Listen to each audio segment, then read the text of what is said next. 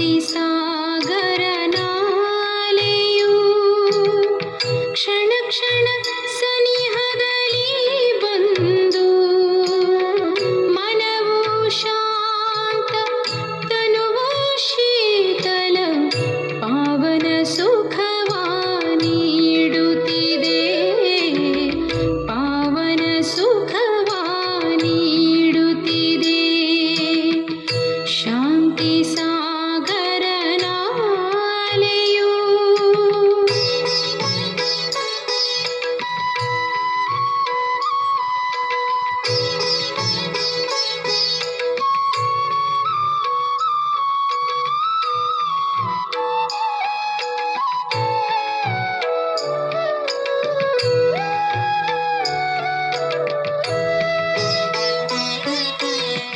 ಸಾಗುತ್ತ ಸಾಗುತ್ತ ಈ ಸಾಗರದಲ್ಲಿ ನನ್ನನ್ನೇ ನಾನು ಮರೆಯುವೆನು.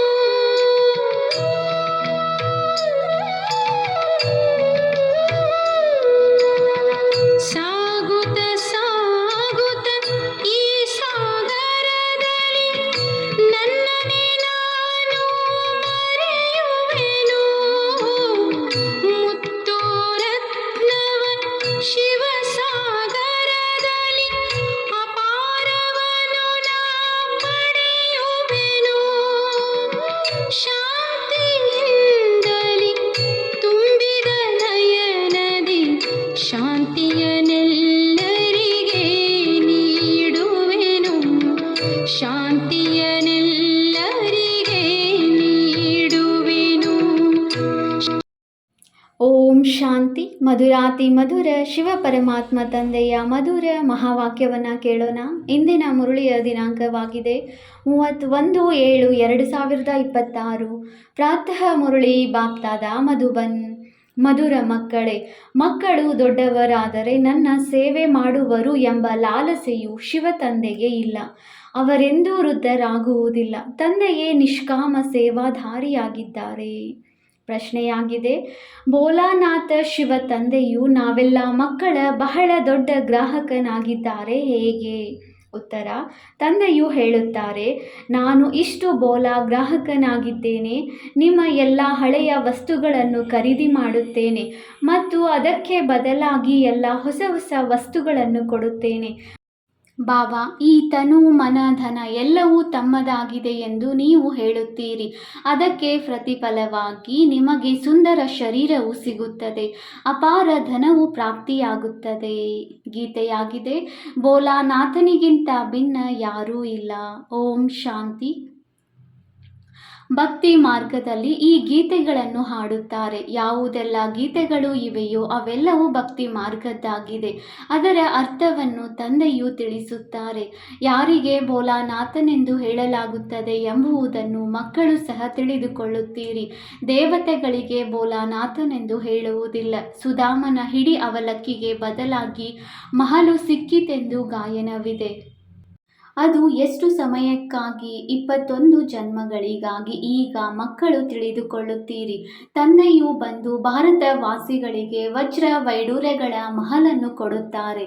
ಅಂದ ಮೇಲೆ ಯಾವುದಕ್ಕೆ ಬದಲಾಗಿ ಕೊಡುತ್ತಾರೆ? ಬಾಬಾ, ಈ ತನು ಮನ ಧನವೆಲ್ಲವೂ ನಿಮ್ಮದೇ ಆಗಿದೆ, ತಾವೇ ಕೊಟ್ಟಿರುವುದಾಗಿದೆ ಎಂದು ಮಕ್ಕಳು ಹೇಳುತ್ತಾರೆ. ಮಗುವಾದಾಗಲೂ ಭಗವಂತನು ಕೊಟ್ಟರೆಂದು ಹೇಳುತ್ತಾರೆ. ಹಣವನ್ನು ಭಗವಂತ ಕೊಟ್ಟನೆಂದು ಹೇಳುತ್ತಾರೆ. ಹೇಳುವವರು ಯಾರು? ಆತ್ಮ.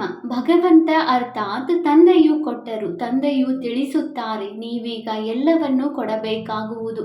ಅದಕ್ಕೆ ಪ್ರತಿಯಾಗಿ ನಾನು ನಿಮಗೆ ಬಹಳ ಸುಂದರ ಶರೀರವನ್ನು ವರ್ಗಾವಣೆ ಮಾಡುತ್ತೇನೆ, ಅಪಾರ ಧನವನ್ನು ಕೊಡುತ್ತೇನೆ. ಆದರೆ ಯಾರಿಗೆ ಕೊಡುತ್ತಾರೆ?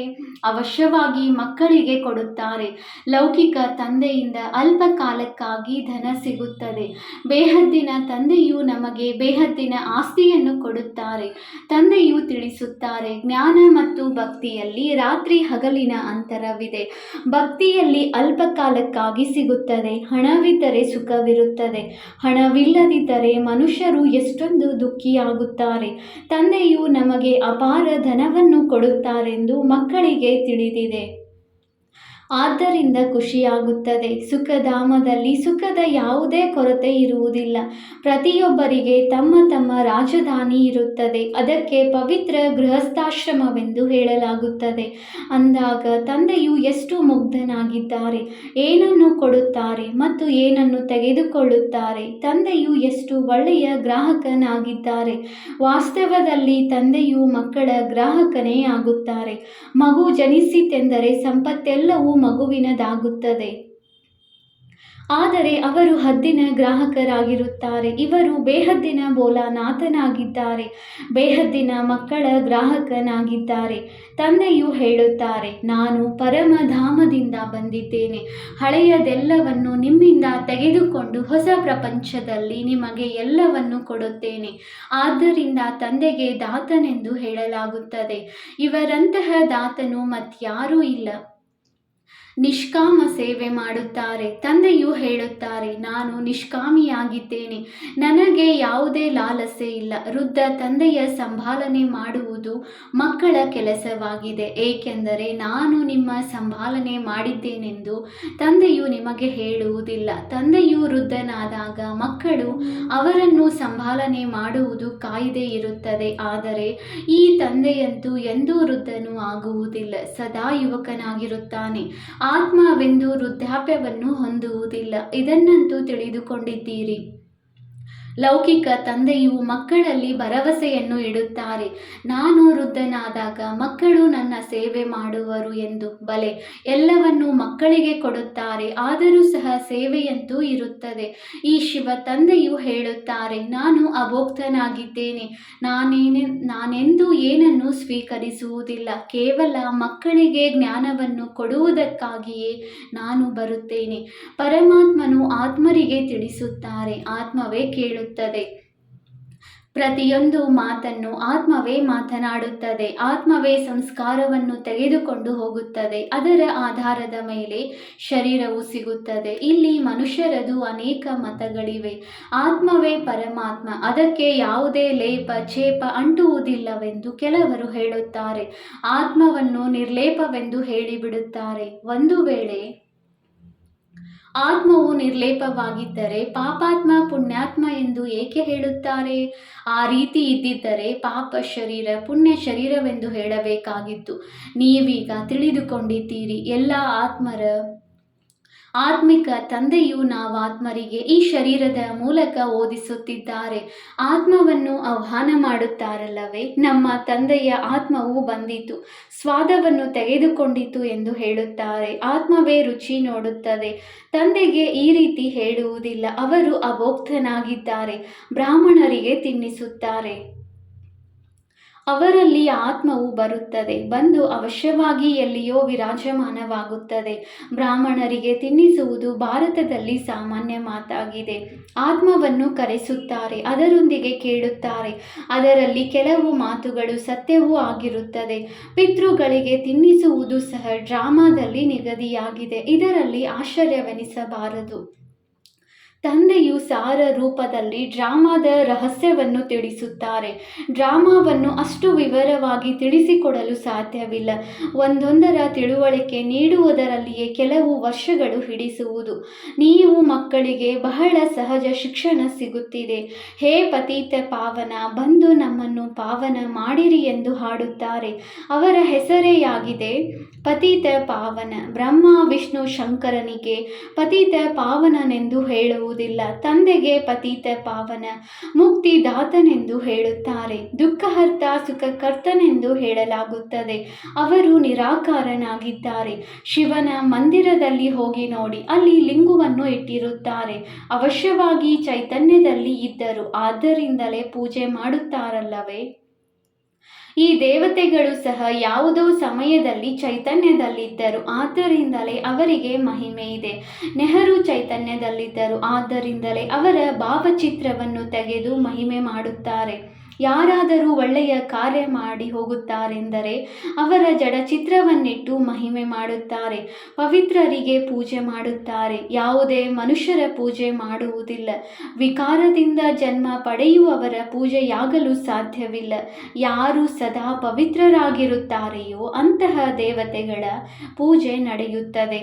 ನೀವು ತಿಳಿದುಕೊಂಡಿದ್ದೀರಿ, ತಂದೆಯು ಬಂದಿದ್ದರು, ಈಗ ಪುನಃ ಸಂಗಮದಲ್ಲಿ ಸ್ವರ್ಗದ ಸ್ಥಾಪನೆ ಮಾಡಲು ಬಂದಿದ್ದಾರೆ. ನಂತರ ದ್ವಾಪರದಿಂದ ರಾವಣ ರಾಜ್ಯವು ಆರಂಭವಾಗುವುದು. ರಾವಣ ರಾಜ್ಯವು ಆರಂಭವಾದಾಗ ಶಿವನ ಮಂದಿರಗಳನ್ನು ಕಟ್ಟಿಸುತ್ತಾರೆ.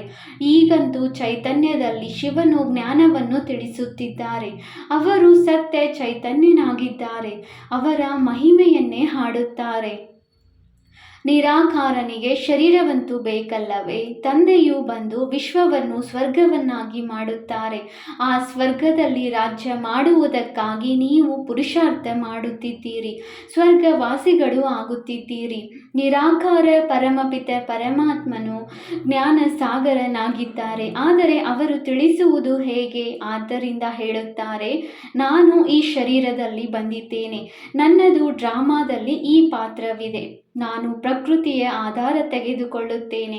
ಯಾರು ಮೊದಲಿಗರು ಆಗಿದ್ದಾರೆಯೋ ಅವರದೇ ಬಹಳ ಜನ್ಮಗಳ ಅಂತಿಮದಲ್ಲಿ ನಾನು ಬಂದು ಪ್ರವೇಶ ಮಾಡುತ್ತೇನೆ ಮತ್ತು ಇವರಿಗೆ ಬ್ರಹ್ಮ ತಂದೆಗೆ ಬ್ರಹ್ಮ ಎಂದು ಹೆಸರನ್ನು ಇಡುತ್ತೇನೆ. ಮೊದಲು ಎಲ್ಲರೂ ಬಟ್ಟಿಯಲ್ಲಿದ್ದಾಗ ಅನೇಕರಿಗೆ ಹೆಸರುಗಳನ್ನು ಇಡಲಾಗಿತ್ತು, ಆದರೆ ಅನೇಕರು ಬಿಟ್ಟು ಹೋದರು. ಆದ್ದರಿಂದ ಹೆಸರನ್ನು ಇಡುವುದರಿಂದ ಏನು ಲಾಭ? ನೀವು ಆ ಹೆಸರುಗಳನ್ನು ನೋಡಿದರೆ ಆಶ್ಚರ್ಯಚಕಿತರಾಗುವಿರಿ. ಒಂದೇ ಸಲ ಒಟ್ಟಿಗೆ ಎಷ್ಟೊಂದು ರಮಣೀಕ ಹೆಸರುಗಳನ್ನು ಸಂದೇಶಿಯು ತಂದರು. ಆ ಪಟ್ಟಿಯನ್ನು ನಿಮ್ಮ ಬಳಿ ಅವಶ್ಯವಾಗಿ ಇಟ್ಟುಕೊಳ್ಳಬೇಕು. ಸನ್ಯಾಸಿಗಳು ಸಹ ಸನ್ಯಾಸ ಮಾಡಿದರೆ ಅವರಿಗೂ ಹೆಸರು ಬದಲಾಗುತ್ತದೆ. ಗೃಹಸ್ಥವನ್ನು ಬಿಟ್ಟು ಬಿಡುತ್ತಾರೆ, ಆದರೆ ನೀವಂತೂ ಬಿಡುವುದಿಲ್ಲ. ನೀವು ಬಂದು ಬ್ರಹ್ಮರವರ ಮಕ್ಕಳಾಗುತ್ತೀರಿ, ಶಿವನ ಸಂತಾನರಂತೂ ಆಗಿಯೇ ಇದ್ದೀರಿ. ನೀವು ಬಾಪ್ದಾದ ಎಂದು ಹೇಳುತ್ತೀರಿ. ಸನ್ಯಾಸಿಗಳಿಗೆ ಈ ರೀತಿ ಇರುವುದಿಲ್ಲ. ಬಲೆ, ಹೆಸರು ಬದಲಾಗುತ್ತದೆ, ಆದರೆ ಬಾಪ್ದಾದ ಎಂಬ ಹೆಸರನ್ನು ಇಡುವುದಿಲ್ಲ. ಅವರಿಗೆ ಕೇವಲ ಗುರುವೆಂದು ಹೇಳುತ್ತಾರೆ. ಹಠಯೋಗಿ ಹದ್ದಿನ ಸನ್ಯಾಸಿಗಳು ಮತ್ತು ರಾಜಯೋಗಿ ಬೇಹದ್ದಿನ ಸನ್ಯಾಸಿಗಳಲ್ಲಿ ರಾತ್ರಿ ಹಗಲಿನ ಅಂತರವಿದೆ. ಜ್ಞಾನ, ಭಕ್ತಿ, ವೈರಾಗ್ಯ ಎಂದು ಗಾಯನವಿದೆ. ಅವರಿಗೆ ವೈರಾಗ್ಯವೂ ಇರುತ್ತದೆ, ಆದರೆ ಅದು ಕೇವಲ ಮನೆ ಮಠದಿಂದ ವೈರಾಗ್ಯ. ನಿಮಗೆ ಇಡೀ ಪ್ರಪಂಚದಿಂದ ವೈರಾಗ್ಯವಿದೆ. ಸೃಷ್ಟಿಯು ಬದಲಾಗುತ್ತದೆ ಎಂಬುದು ಅವರಿಗೆ ಗೊತ್ತೇ ಇಲ್ಲ. ನಿಮ್ಮದು ಬೇಹದ್ದಿನ ವೈರಾಗ್ಯವಾಗಿದೆ. ಈ ಸೃಷ್ಟಿಯೇ ಸಮಾಪ್ತಿಯಾಗಲಿದೆ. ನಿಮಗಾಗಿ ಈಗ ಹೊಸ ಪ್ರಪಂಚವು ಸ್ಥಾಪನೆಯಾಗುತ್ತಿದೆ. ಅಲ್ಲಿಗೆ ಹೋಗಬೇಕಾಗಿದೆ, ಆದರೆ ಪಾವನರಾಗದೆ ಅಲ್ಲಿಗೆ ಹೋಗಲು ಸಾಧ್ಯವಿಲ್ಲ. ಇದು ಮನಸ್ಸಿಗೂ ನಾಟುತ್ತದೆ. ಅವಶ್ಯವಾಗಿ ಹೊಸ ಪ್ರಪಂಚದಲ್ಲಿ ದೇವಿ ದೇವತೆಗಳ ರಾಜ್ಯವಿತ್ತು, ಯಾವುದನ್ನು ಈಗ ತಂದೆಯು ಸ್ಥಾಪನೆ ಮಾಡುತ್ತಾರೆ. ನೀವು ತಿಳಿದುಕೊಂಡಿದ್ದೀರಿ, ಶಿವ ತಂದೆಯನ್ನು ನೆನಪು ಮಾಡುವುದರಿಂದ ನಾವು ಪುಣ್ಯಾತ್ಮರಾಗಿ ಬಿಡುತ್ತೇವೆ. ಇದು ಬಹಳ ಸಹಜವಾಗಿದೆ, ಆದರೆ ನೆನಪು ಮರೆತು ಹೋಗುತ್ತದೆ. ಭಕ್ತಿ ಮಾರ್ಗದ ರೀತಿ ನೀತಿಗಳೇ ಬೇರೆಯಾಗಿದೆ. ಇದರಿಂದ ಯಾರು ಹಿಂತಿರುಗಿ ತಮ್ಮ ಮನೆಗೆ ಹೋಗಲು ಸಾಧ್ಯವಿಲ್ಲ. ಪುನರ್ಜನ್ಮವನ್ನು ಎಲ್ಲರೂ ಅವಶ್ಯವಾಗಿ ತೆಗೆದುಕೊಳ್ಳಲೇಬೇಕಾಗಿದೆ. ಮನೆಗೆ ಹೋಗುವ ಸಮಯವು ಒಂದೇ ಆಗಿದೆ, ಆದರೆ ಇಂಥವರಿಗೆ ಮೋಕ್ಷ ಸಿಕ್ಕಿತೆಂದು ಹೇಳುವುದೆಲ್ಲವೂ ಸುಳ್ಳಾಗಿದೆ. ತಂದೆಯು ತಿಳಿಸುತ್ತಾರೆ, ಯಾವುದೇ ಆತ್ಮನು ಮಧ್ಯದಲ್ಲಿ ಹಿಂತಿರುಗಿ ಹೋಗಲು ಸಾಧ್ಯವಿಲ್ಲ. ಹಾಗೆ ಹೋಗುವುದಾದರೆ ಇಡೀ ಆಟವೇ ಕೆಟ್ಟು ಹೋಗುವುದು.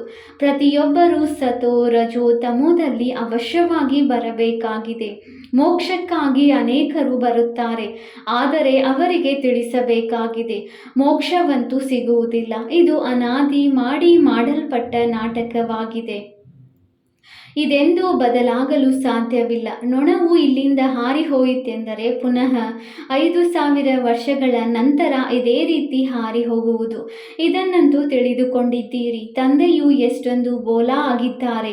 ಪತಿತ ಪಾವನ ತಂದೆಯು ಪಾತ್ರವನ್ನು ಅಭಿನಯಿಸಲು ತಮ್ಮ ಪರಮಧಾಮದಿಂದ ಬರುತ್ತಾರೆ. ಈ ನಾಟಕವು ಹೇಗೆ ಮಾಡಲ್ಪಟ್ಟಿದೆ, ಇದರಲ್ಲಿ ಯಾರು ಯಾರು ಮುಖ್ಯವಾಗಿದ್ದಾರೆ ಎಂಬುದನ್ನು ಅವರು ತಿಳಿಸುತ್ತಾರೆ. ಹೇಗೆ ಈ ಪ್ರಪಂಚದಲ್ಲಿ ಎಲ್ಲರಿಗಿಂತ ಸಾಹುಕಾರರು ಯಾರು ಎಂದು ಕೇಳುತ್ತಾರಲ್ಲವೇ, ಅದರಲ್ಲಿ ನಂಬರ್ ವಾರ್ ಹೆಸರುಗಳನ್ನು ತೆಗೆಯುತ್ತಾರೆ. ಆದರೆ ಎಲ್ಲರಿಗಿಂತ ಸಾಹುಕಾರರು ಯಾರೆಂಬುದನ್ನು ನೀವು ತಿಳಿದುಕೊಂಡಿದ್ದೀರಿ. ಮನುಷ್ಯರು ಅಮೆರಿಕ ಸಾಹುಕಾರ ದೇಶವೆಂದು ಹೇಳುತ್ತಾರೆ. ಆದರೆ ನಿಮಗೆ ತಿಳಿದಿದೆ, ಸ್ವರ್ಗದಲ್ಲಿ ಎಲ್ಲರಿಗಿಂತ ಸಾಹುಕಾರರು ಈ ಲಕ್ಷ್ಮೀನಾರಾಯಣರೇ ಆಗುತ್ತಾರೆ. ನೀವು ಎಲ್ಲರಿಗಿಂತ ದೊಡ್ಡ ಸಾಹುಕಾರರಾಗಲು ಭವಿಷ್ಯಕ್ಕಾಗಿ ಪುರುಷಾರ್ಥ ಮಾಡುತ್ತೀರಿ. ಇದು ಸ್ಪರ್ಧೆಯಾಗಿದೆ. ಈ ಲಕ್ಷ್ಮೀನಾರಾಯಣರಂತಹ ಸಾಹುಕಾರರು ಯಾರಾದರೂ ಇದ್ದಾರೆಯೇ? ಅಲ್ಲಾ ಅಬಲುದ್ದೀನ್ನ ಕಥೆಯನ್ನು ಬರೆಯುತ್ತಾರೆ. ಉಜ್ಜಿದರೆ ಸಾಕು, ಕುಬೇರನ ಖಜಾನೆಯು ಹೊರಬಂದಿತೆಂದು ಅನೇಕ ಪ್ರಕಾರದ ನಾಟಕಗಳನ್ನು ರಚಿಸುತ್ತಾರೆ. ಈಗ ನಿಮ್ಮ ಬುದ್ಧಿಯಲ್ಲಿದೆ, ಈ ಶರೀರವನ್ನು ಬಿಟ್ಟು ಸ್ವರ್ಗದಲ್ಲಿ ಹೋಗುತ್ತೇವೆ, ನಮಗೆ ಕುಬೇರನ ಖಜಾನೆಯು ಸಿಗುವುದು. ತಂದೆಯು ಹೇಳುತ್ತಾರೆ, ನನ್ನನ್ನು ನೆನಪು ಮಾಡಿದರೆ ಮಾಯೆಯು ಓಡಿ ಹೋಗುವುದು. ತಂದೆಯನ್ನು ನೆನಪು ಮಾಡದೇ ಇದ್ದರೆ ಮಾಯೆಯು ತೊಂದರೆ ಕೊಡುತ್ತದೆ. ಬಾಬಾ ನಮಗೆ ಮಾಯೆಯ ಬಿರುಗಾಳಿಗಳು ಬಹಳ ಬರುತ್ತವೆ ಎಂದು ಹೇಳುತ್ತಾರೆ. ತಂದೆಯು ತಿಳಿಸುತ್ತಾರೆ, ಮಕ್ಕಳೇ, ಬಹಳ ಪ್ರೀತಿಯಿಂದ ತಂದೆಯನ್ನು ನೆನಪು ಮಾಡಿರಿ, ಆಗ ಬಿರುಗಾಳಿಗಳು ಶಾಂತವಾಗುವುದು. ಬಾಕಿ ನಾಟಕ ಇತ್ಯಾದಿಗಳನ್ನು ಕುಳಿತು ರಚಿಸಿದ್ದಾರೆ, ಇರುವುದೇನೂ ಇಲ್ಲ. ತಂದೆಯು ಎಷ್ಟು ಸಹಜವಾಗಿ ತಿಳಿಸುತ್ತಾರೆ, ಕೇವಲ ತಂದೆಯನ್ನು ನೆನಪು ಮಾಡಿದರೆ ನಿಮ್ಮಲ್ಲಿರುವ ತುಕ್ಕು ಬಿಟ್ಟು ಹೋಗುವುದು, ಮತ್ತೇನು ಕಷ್ಟ ಕೊಡುವುದಿಲ್ಲ. ಆತ್ಮವು ಯಾವುದು ಪವಿತ್ರ ಸತ್ಯ ಚಿಹ್ನವಾಗಿತ್ತೋ ಅದು ಈಗ ಅಸತ್ಯವಾಗಿ ಬಿಟ್ಟಿದೆ. ಮತ್ತೆ ಈ ಯೋಗಾಗ್ನಿಯಿಂದಲೇ ಸತ್ಯವಾಗುವುದು. ಬೆಂಕಿಯಲ್ಲಿ ಹಾಕದ ವಿನಃ ಚಿನ್ನವು ಪವಿತ್ರವಾಗಲು ಸಾಧ್ಯವಿಲ್ಲ. ಇದಕ್ಕೂ ಯೋಗಾಗ್ನಿ ಎಂದು ಹೇಳಲಾಗುತ್ತದೆ. ನೆನಪಿನ ಮಾತಾಗಿದೆ. ಆ ಮನುಷ್ಯರಂತೂ ಅನೇಕ ಪ್ರಕಾರದ ಹಠಯೋಗಗಳನ್ನು ಕಲಿಸುತ್ತಾರೆ. ನಿಮಗಂತೂ ತಂದೆಯು ತಿಳಿಸುತ್ತಾರೆ, ಏಳುತ್ತಾ ಕುಳಿತುಕೊಳ್ಳುತ್ತಾ ನೆನಪು ಮಾಡಿರಿ. ಆಸನ ಇತ್ಯಾದಿಗಳನ್ನು ನೀವು ಎಲ್ಲಿಯವರೆಗೆ ಮಾಡಲು ಸಾಧ್ಯ? ಇಲ್ಲಂತೂ ನಡೆಯುತ್ತಾ, ತಿರುಗಾಡುತ್ತಾ, ಕೆಲಸ ಕಾರ್ಯಗಳನ್ನು ಮಾಡುತ್ತಾ ನೆನಪಿನಲ್ಲಿ ಇರಬೇಕಾಗಿದೆ. ಬಲೆ ಕಾಯಿಲೆ ಇದ್ದಾಗಲೂ ಸಹ ಮಲಗಿಕೊಂಡೇ ತಂದೆಯನ್ನು ನೆನಪು ಮಾಡಬಹುದು. ಶಿವ ತಂದೆಯನ್ನು ನೆನಪು ಮಾಡಿರಿ ಮತ್ತು ಚಕ್ರವನ್ನು ತಿರುಗಿಸಿರಿ ಸಾಕು. ಇದಕ್ಕೆ ಅವರು ಗಂಗಾ ನದಿಯ ತೀರದಲ್ಲಿರಲಿ, ಅಮೃತವು ಬಾಯಲ್ಲಿರಲಿ, ಆಗ ಪ್ರಾಣವು ಶರೀರವನ್ನು ಬಿಟ್ಟು ಹೋಗಲಿ ಎಂದು ಬರೆದಿದ್ದಾರೆ. ಗಂಗಾ ತೀರದಲ್ಲಿ ಗಂಗಾ ಜಲವೇ ಸಿಗುತ್ತದೆ. ಆದ್ದರಿಂದ ಮನುಷ್ಯರು ಹರಿದ್ವಾರದಲ್ಲಿ ಹೋಗಿ ಕುಳಿತುಕೊಳ್ಳುತ್ತಾರೆ. ತಂದೆಯು ಹೇಳುತ್ತಾರೆ, ನೀವು ಎಲ್ಲಿಯಾದರೂ ಇರಿ, ರೋಗಿಯಾದಾಗಲೂ ಕೇವಲ ತಂದೆಯನ್ನು ನೆನಪು ಮಾಡಿರಿ. ಸ್ವದರ್ಶನ ಚಕ್ರವನ್ನು ತಿರುಗಿಸುತ್ತಾ ಇರಿ, ಆಗ ಪ್ರಾಣವು ತನುವಿನಿಂದ ಹೋಗಲಿ. ಇದೇ ಅಭ್ಯಾಸವನ್ನು ಮಾಡಿರಿ. ಆ ಭಕ್ತಿ ಮಾರ್ಗದ ಮಾತುಗಳಲ್ಲಿ ಮತ್ತು ಈ ಜ್ಞಾನ ಮಾರ್ಗದ ಮಾತುಗಳಲ್ಲಿ ಎಷ್ಟೊಂದು ರಾತ್ರಿ ಹಗಲಿನ ಅಂತರವಿದೆ. ತಂದೆಯ ನೆನಪಿನಿಂದ ನೀವು ಸ್ವರ್ಗದ ಮಾಲೀಕರಾಗಿ ಬಿಡುತ್ತೀರಿ. ಅವರಂತೂ ಸೈನಿಕರಿಗೆ ಹೇಳುತ್ತಾರೆ, ಯಾರು ಯುದ್ಧದ ಮೈದಾನದಲ್ಲಿ ಶರೀರ ಬಿಡುವರೋ ಅವರು ಸ್ವರ್ಗದಲ್ಲಿ ಹೋಗುವರು. ವಾಸ್ತವದಲ್ಲಿ ಯುದ್ಧವು ಇದೇ ಆಗಿದೆ. ಇದನ್ನು ಅವರು ಕೌರವರು ಮತ್ತು ಪಾಂಡವರ ಸೈನ್ಯವನ್ನು ತೋರಿಸಿದ್ದಾರೆ. ಮಹಾಭಾರತ ಯುದ್ಧವಾಯಿತು. ನಂತರ ಏನಾಯಿತು? ಫಲಿತಾಂಶವೇನೂ ಇಲ್ಲ. ಸಂಪೂರ್ಣ ಘೋರ ಅಂಧಕಾರವಿದೆ. ಏನನ್ನು ತಿಳಿದುಕೊಳ್ಳುವುದಿಲ್ಲ. ಆದ್ದರಿಂದ ಅಜ್ಞಾನ ಅಂಧಕಾರವೆಂದು ಹೇಳಲಾಗುತ್ತದೆ. ಪುನಃ ಬೆಳಕು ನೀಡಲು ತಂದೆಯು ಬಂದಿದ್ದಾರೆ. ಅವರಿಗೆ ಜ್ಞಾನ ಸಾಗರ, ಜ್ಞಾನ ಪೂರ್ಣನೆಂದು ಹೇಳಲಾಗುತ್ತದೆ. ಈಗ ನಿಮಗೂ ಸಹ ಸಂಪೂರ್ಣ ಜ್ಞಾನವು ಸಿಕ್ಕಿದೆ. ಅದು ಮೂಲವತನವಾಗಿದೆ. ಎಲ್ಲಿ ನೀವಾತ್ಮರು ನಿವಾಸ ಮಾಡುತ್ತೀರಿ ಅದಕ್ಕೆ ಬ್ರಹ್ಮಾಂಡವೆಂದು ಹೇಳಲಾಗುತ್ತದೆ. ಇಲ್ಲಿ ರುದ್ರ ಯಜ್ಞವನ್ನು ರಚಿಸಿದಾಗ ತಂದೆಯ ಜೊತೆಗೆ ನೀವಾತ್ಮರಿಗೂ ಸಾಲಿಗ್ರಾಮಗಳ ರೂಪದಲ್ಲಿ ಪೂಜೆ ಮಾಡುತ್ತಾರೆ. ಏಕೆಂದರೆ ನೀವು ಅನೇಕರ ಕಲ್ಯಾಣ ಮಾಡುತ್ತೀರಿ. ತಂದೆಯ ಜೊತೆಯಲ್ಲಿ ನೀವು ವಿಶೇಷವಾಗಿ ಭಾರತ ಮತ್ತು ಇಡೀ ಪ್ರಪಂಚದ ಆತ್ಮಿಕ ಸೇವೆ ಮಾಡುತ್ತೀರಿ. ಆದ್ದರಿಂದ ತಂದೆಯ ಜೊತೆ ನೀವು ಮಕ್ಕಳಿಗೂ ಪೂಜೆ ನಡೆಯುತ್ತದೆ. ಒಳ್ಳೆಯದು. ಮಧುರಾತಿ ಮಧುರ ಅಗಲಿ ಹೋಗಿ ಮರಳಿ ಸಿಕ್ಕಿರುವ ಮಕ್ಕಳ ಪ್ರತಿ ಮಾತಾಪಿತ ಬಾಪ್ದಾದಾರವರ ನೆನಪು, ಪ್ರೀತಿ ಹಾಗೂ ಸುಪ್ರಭಾತ. ಆತ್ಮಿಕ ಮಕ್ಕಳಿಗೆ ಆತ್ಮಿಕ ತಂದೆಯ ನಮಸ್ತೆ. ನಾವು ಆತ್ಮಿಕ ಮಕ್ಕಳಿಂದ ಆತ್ಮಿಕ ತಂದೆಗೆ ನೆನಪು, ಪ್ರೀತಿ ಹಾಗೂ ನಮಸ್ತೆ ನಮಸ್ತೆ ನಮಸ್ತೆ. ಧಾರಣೆಗಾಗಿ ಮುಖ್ಯ ಸಾರ ಪಾಯಿಂಟ್ ನಂಬರ್ 1. ಮಾಯೆಯ ಬಿರುಗಾಳಿಗಳನ್ನು ಓಡಿಸಲು ತಂದೆಯನ್ನು ಬಹಳ ಬಹಳ ಪ್ರೀತಿಯಿಂದ ನೆನಪು ಮಾಡಬೇಕಾಗಿದೆ. ಯೋಗಾಗ್ನಿಯಿಂದ ಆತ್ಮವನ್ನು ಸತ್ಯವಾದ ಚಿಹ್ನವನ್ನಾಗಿ ಮಾಡಿಕೊಳ್ಳಬೇಕಾಗಿದೆ. Point number 2. ಬೇಹದ್ದಿನ ವೈರಾಗಿಗಳಾಗಿ ಈ ಹಳೆಯ ಪ್ರಪಂಚವನ್ನು ಮರೆಯಬೇಕಾಗಿದೆ. ಪ್ರಪಂಚವು ಬದಲಾಗುತ್ತಿದೆ, ಹೊಸ ಪ್ರಪಂಚಕ್ಕೆ ಹೋಗಬೇಕಾಗಿದೆ. ಆದ್ದರಿಂದ ಇದರೊಂದಿಗೆ ಸನ್ಯಾಸವನ್ನು ತೆಗೆದುಕೊಳ್ಳಬೇಕಾಗಿದೆ. ವರದಾನ: ಹೆಜ್ಜೆ ಹೆಜ್ಜೆಯಲ್ಲಿ ಎಚ್ಚರಿಕೆಯನ್ನು ಇಡುತ್ತಾ ಪದುಮಗಳ ಸಂಪಾದನೆ ಜಮಾ ಮಾಡಿಕೊಳ್ಳುವ ಪದುಮಾಪತಿ ಭವ. ತಂದೆಯವರು ಮಕ್ಕಳಿಗೆ ಬಹಳ ಶ್ರೇಷ್ಠ ಸ್ಥಿತಿಯಲ್ಲಿ ಇರುವಂತಹ ಎಚ್ಚರಿಕೆಯನ್ನು ಕೊಡುತ್ತಿದ್ದಾರೆ. ಆದ್ದರಿಂದ ಸ್ವಲ್ಪವೂ ತಪ್ಪು ಮಾಡುವ ಸಮಯವಲ್ಲ. ಈಗಂತೂ ಹೆಜ್ಜೆ ಹೆಜ್ಜೆಯಲ್ಲಿ ಎಚ್ಚರಿಕೆಯನ್ನು ಇಟ್ಟುಕೊಳ್ಳುತ್ತಾ ಹೆಜ್ಜೆಯಲ್ಲಿ ಪದುಮಗಳ ಸಂಪಾದನೆ ಮಾಡಿಕೊಳ್ಳುತ್ತಾ ಪದುಮಾಪತಿಯಾಗಿರಿ. ಹೇಗೆ ಪದುಮಾಪದಂ ಭಾಗ್ಯಶಾಲಿ ಎಂದು ಹೆಸರಿದೆ, ಕರ್ಮವು ಅದೇ ರೀತಿ ಇರಲಿ. ಒಂದು ಹೆಜ್ಜೆಯೂ ಸಹ ಪದಮಗಳ ಸಂಪಾದನೆಯಾಗದೆ ಉಳಿದುಕೊಳ್ಳಬಾರದು. ಅಂದ ಮೇಲೆ ಬಹಳ ಯೋಚನೆ ಮಾಡಿ ಅದನ್ನು ತಿಳಿದುಕೊಂಡು ಪ್ರತಿ ಹೆಜ್ಜೆಯನ್ನು ಶ್ರೀಮತದನುಸಾರ ಇಡಬೇಕು. ಶ್ರೀಮತದಲ್ಲಿ ಮನಮತವು ಸೇರ್ಪಡೆಯಾಗಬಾರದು. ಸ್ಲೋಗನ್: ಮನಸ್ಸನ್ನು ಆದೇಶದ ಅನುಸಾರ ನಡೆಸುತ್ತೀರೆಂದರೆ ಮನ್ಮನಾಭವದ ಸ್ಥಿತಿಯು ಸ್ವತಃವಾಗಿ ಇರುತ್ತದೆ. ಅವ್ಯಕ್ತ ಸೂಚನೆ: ಜ್ವಾಲಾ ಸ್ವರೂಪ ಸ್ಥಿತಿಯಲ್ಲಿರುತ್ತಾ ಶಕ್ತಿಶಾಲಿ ನೆನಪಿನ ಅನುಭವ ಮಾಡಿ. ನೆನಪನ್ನು ಶಕ್ತಿಶಾಲಿಯನ್ನಾಗಿ ಮಾಡಿಕೊಳ್ಳಲು ವಿಸ್ತಾರದಲ್ಲಿ ಹೋಗುತ್ತಾ ಸಾರದ ಸ್ಥಿತಿಯ ಅಭ್ಯಾಸ ಕಡಿಮೆಯಾಗಬಾರದು. ವಿಸ್ತಾರದಲ್ಲಿ ಸಾರವನ್ನು ಮರೆಯಬೇಡಿ. ತಿನ್ನಿರಿ, ಕುಡಿಯಿರಿ, ಸೇವೆಯನ್ನು ಮಾಡಿರಿ, ಆದರೆ ಭಿನ್ನತನವನ್ನು ಮರೆಯಬೇಡಿರಿ. ಸಾಧನ ಅರ್ಥಾತ್ ಶಕ್ತಿಶಾಲಿ ನೆನಪು. ನಿರಂತರ ತಂದೆಯ ಜೊತೆ ಹೃದಯದ ಸಂಬಂಧವಿರಲಿ. ಕೇವಲ ಯೋಗದಲ್ಲಿ ಕುಳಿತುಕೊಳ್ಳುವುದಕ್ಕೆ ಸಾಧನ ಎಂದು ಹೇಳಲಾಗುವುದಿಲ್ಲ.